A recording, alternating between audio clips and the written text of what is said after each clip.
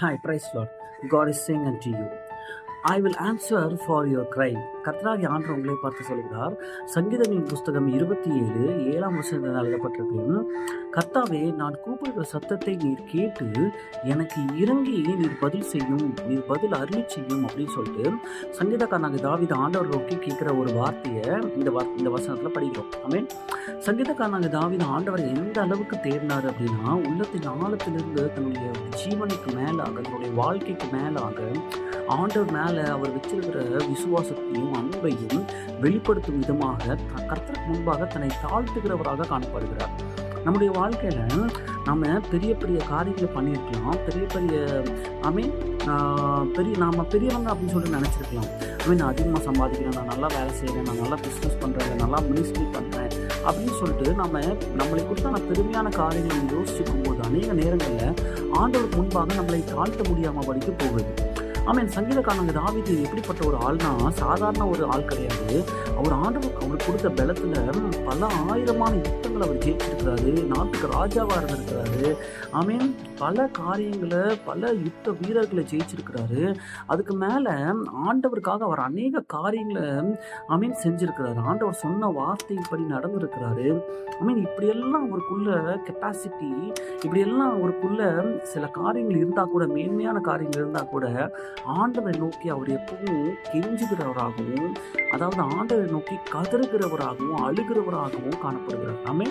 இந்த வசனத்தை கூட அவர் பாருங்களேன், நான் உங்களை நோக்கி கூப்பிடுகிறதை நீங்கள் கேட்டு எனக்கு இறங்கும் ஆண்டவரே அப்படின்னு சொல்லிட்டு, எனக்கு ஐ நீட் யுவர் மர்சி அப்படின்னு சொல்லிட்டு ஆண்டோடைய மர்சியும் அவருடைய ஃபேவரையும் எதிர்பார்க்கிறவராக இருக்கிறார். ஏன்னா இந்த உலகத்துல எவ்வளோ பெரிய ஜாம்பவானவனா இருக்கலாம் நம்ம, ஆனா நம்மை படைத்த ஆண்டவருக்கு முன்பாக நம்மை தாழ்த்த முடியல அப்படின்னா, நமக்கு முன்பாக நமக்குள்ள இருக்கிறதான இந்த சுயம் இன்னும் சாகடிக்கப்படலன்னு. அப்போ நாம ஒருவேளை நம்ம சுற்றி இருக்கிற ஜனங்களுக்கு முன்பாக வேணால் நம்ம மேன்மையானவர்களாக இருக்கலாம், நம்ம குடும்பத்தில் இருக்கிறவங்களுக்கு கூட கம்பேர் பண்ணும் போது வேணால் நம்ம சிறந்தவர்களாக இருக்கலாம், இல்லைன்னா நம்ம பட்டணத்தில் வேணால் ஒரு பெரிய பிஸ்னஸ் மேனாக இருக்கலாம், இல்லை பெரிய ஒரு அரசியல்வாதியாக இருக்கலாம், இல்லை பெரிய மினிஸ்ட்ரி பண்ணுற ஒரு பெரிய ஜாபவானாக இருக்கலாம். ஆனால் ஆண்டோடைய சமூகம், ஆண்டோடைய வசனம், ஆண்டோடைய பிரசனம், ஆண்டவர் அப்படின்னு சொல்லிட்டு அவருக்கு முன்பாக, நம்மை படைத்த ஆண்டவருக்கு முன்பாக நம்மை தாழ்த்துவது மிக மிக மிக மிக அவசியமா இருக்கிறது. இந்த ஒரு காரியம் தாவீதுடைய வாழ்க்கையில மிகப்பெரிய மாற்றங்களை உண்டாக்குது. அவர் எப்பொழுதும் ஆண்டவருக்கு முன்பாக தன்னை சிறு குழந்தையை போல தன்னை தாழ்த்தி, ஆண்டவரே எனக்கு ஹெல்ப் பண்ணுங்க, எனக்கு உதவி செய்யுங்க, எனக்கு இறங்குங்க, நீங்க எனக்கு உதவி செய்யலைன்னா எனக்கு யாரும் ஹெல்ப் பண்ண முடியாது. ஏன்னா ஆண்டவரோட பொசிஷன் என்ன, அவர் ஆண்டவர், ஏன்னா அவர் கடவுள், அவர் தான் தன்னை படைத்தார் என்பதை நன்கு உணர்ந்தவராக தாவீது இருக்கிறார். இன்றைக்கு உங்களுடைய வாழ்க்கையில ஆண்டவருக்கு முன்பாக மேன்மை பாராட்ட நம்ம கிட்ட ஒண்ணுமே கிடையாது.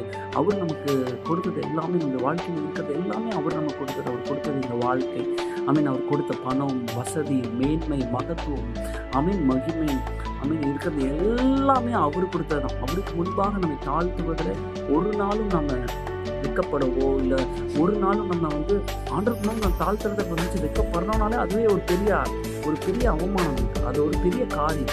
நம்ம ஆண்டவருக்கு முன்பாக தாழ்த்துறத ஒரு நாளும் நம்ம சோர்ந்து போகக்கூடாது. ஆண்டவருக்கு முன்பாக தாழ்ந்து ஆண்டவருக்கு இறங்கி நீங்கள் கேளுங்க, அவர் கண்டிப்பாக உங்களுடைய அழுகையின் கூக்குரலுக்கு அவர் பதில் கொடுப்பார்.